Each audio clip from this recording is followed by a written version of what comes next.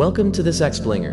Today, we're stepping into a genuinely profound, beautifully cinematic journey. We're going to explore a timeless narrative that really touches the core of the human experience.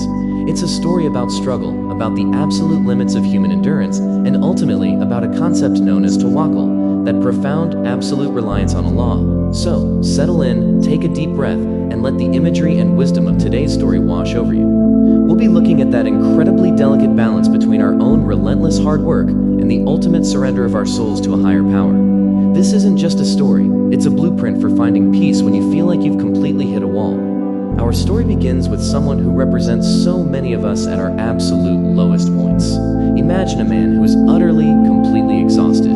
He's living in severe, crushing poverty, he has no money to his name, no land to cultivate, and seemingly no prospects at all for a better tomorrow.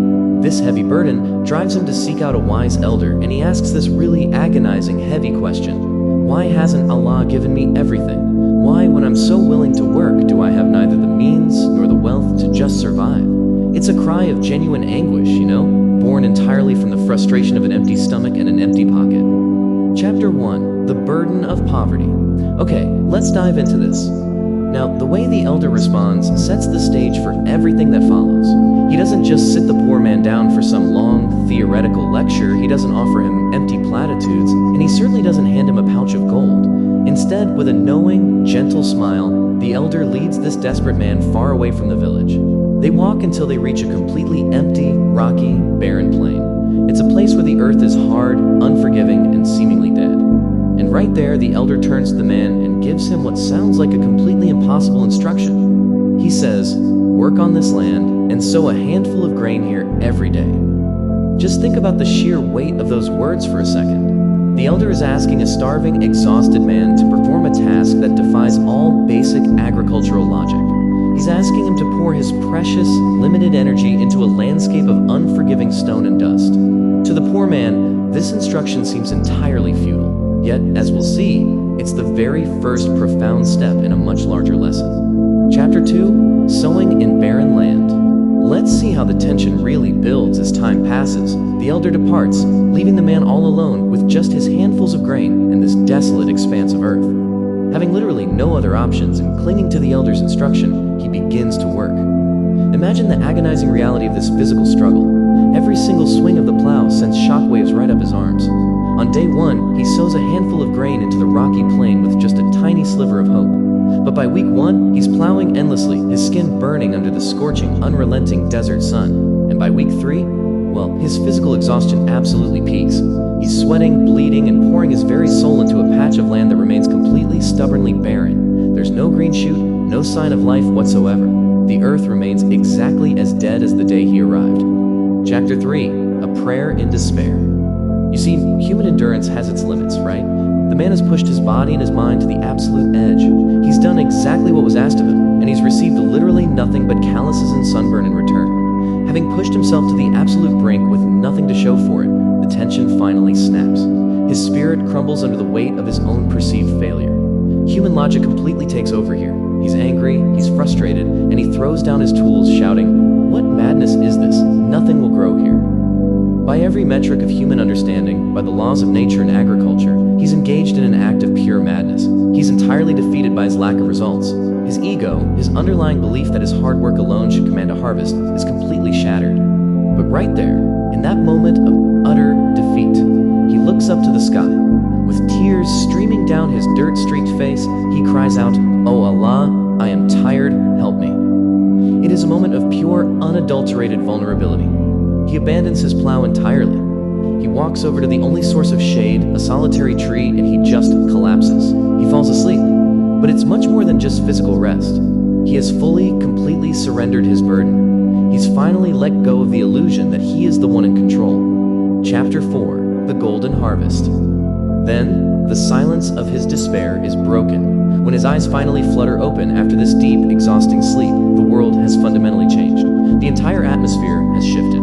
He wakes up, wipes the dust from his eyes, and looks out at the plain that he had fought so bitterly against. And what he sees is just impossible.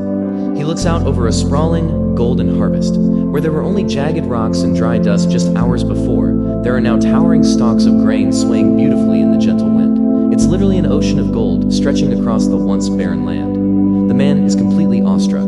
His mind cannot process it. At first he actually believes it must be magic, or maybe a mirage playing tricks on his sun-drenched mind. But as he physically walks into this miraculous harvest, brushing his hands against the real, tangible grains of wheat, he discovers something else. Right in the middle of this newfound paradise, nestled amongst the towering golden crops, is a mysterious piece of paper. He picks it up, unfolding it with trembling hands, and quickly realizes that the answer to his agonizing struggle over the last few weeks is written right there.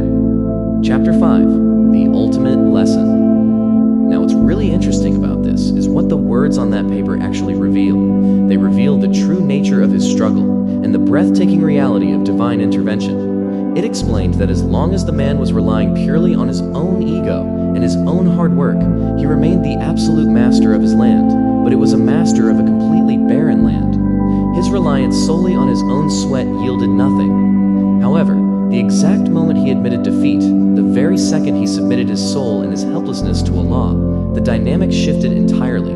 By surrendering his desperate need for control, the barren land was transformed into an abundant paradise by a power far, far greater than his own. This brings us to a really deep, life-altering realization. First, arrogance in oneself, that stubborn belief that our own two hands are the ultimate providers, actually keeps life's paths blocked.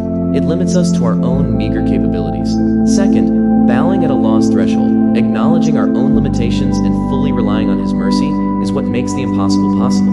Listen, human effort is absolutely required. He still had to show up and plow that rocky field, but an ego-driven heart blocks the divine blessings that actually bring the harvest to life. And that leads to the ultimate takeaway from that mysterious letter. Success lies not in your hard work, but in Allah's decision upon that hard work. This right here is the very essence of Tawakkul. You must tie your camel, yes. You must plow the rocky field. You must sow the grain. You absolutely must sweat under the sun. But you must never, ever make the mistake of thinking your sweat is what creates the grain. The harvest is a gift. It is a divine decision that graces your effort. So, as we conclude this cinematic journey today, I want you to look at your own life. Look at your own rocky plains, your own daily struggles. Are you relying only on your own sweat? Are you frustrating yourself to the point of absolute despair, trying to force a harvest from barren ground? Or are you ready to put in the work, but ultimately surrender the outcome? To completely surrender your harvest to the master of all lands. Thank you for joining me on The Explainer today. If this journey resonated with you, please consider subscribing to continue exploring these timeless wisdoms. Take this beautifully to heart, reflect on your own spiritual journey, and I look forward to exploring our next topic with you very soon. Until next time.